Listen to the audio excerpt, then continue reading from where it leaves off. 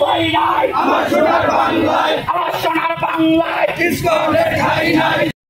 ওই স্কুলের জঙ্গিরা তাকে অপহরণ করে ওই পঞ্চগড়ে দিয়ে বিভস্ত করে যে নির্যাতন চালিয়েছে এই বাংলাদেশের ছাত্র সমাজ কিংবা জনতা তা করে প্রত্যাখ্যান করছে এবং এই ঘটনার তীব্র নিন্দা প্রকাশ করছে।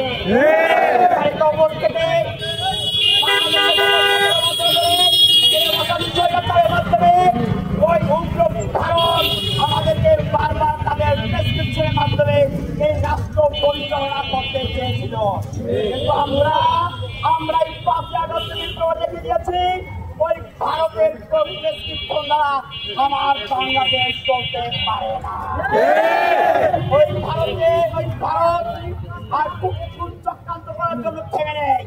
তারা আগেও যেমন স্কুল দিয়ে এই বাংলাদেশে বিভিন্ন ধরনের ধর্ষণের মতো ঘটনা, অপহরণের মতো ঘটনা কিংবা খুনের মতো ঘটনা ঘটিয়েছে, কিন্তু এর আগেও আমরা দেখেছি চট্টগ্রামে সাইফুল ইসলাম আলিম আইনজীবীকে হত্যা করা হয়েছে।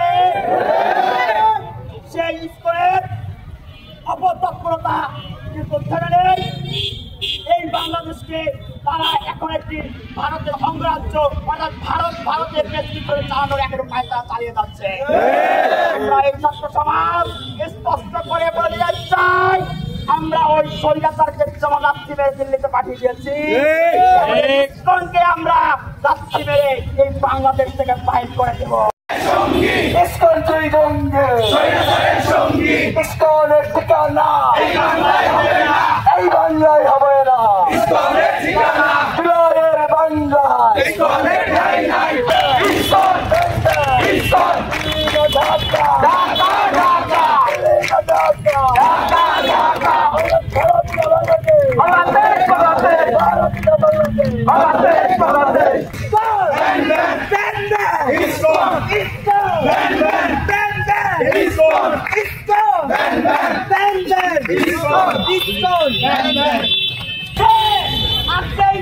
জঙ্গিরা বাগুয়া লাশ হিসাবে গাজীপুরে আমাদের 13 বছরের বোনকে ধর্ষণ করছে, তারা বলেছে আমাদের বোনদেরকে নেশা খাইয়ে ধর্ষণ করছে। প্রশাসন এই কৃষকদের মতো যত হিন্দুত্ববাদী স্কুলের ধর্ষক রয়েছে তাদেরকে পাইকারি দেওয়ার চেষ্টা করছে। আমরা দেখতে পাচ্ছি প্রশাসন গাজী বছরের 13 বছরের ঘটনাকে ঘটনা করে দর্শকদের থামাতে দেওয়ার চেষ্টা করছে। এবং আপনাদেরকে একটা আপডেট দিতে চাই, শিশান্তের যে ক্লাসমেট যে শিশান্তের ধর্মভাবে করেছিল কুয়েটের তাকে স্কুলের সদস্যরা 1 ঘন্টা আগে হুমকি দিয়েছে তাকে তারা কান্দাস করবে। আমরা বলতে চাই কুয়েটের 21 দেশের শিক্ষার্থীরা আসছ বিকু ভাইছ যারা যারা রয়েছে প্রশাসনকে দেশের আইন শৃঙ্খলা নিতে পারিস সব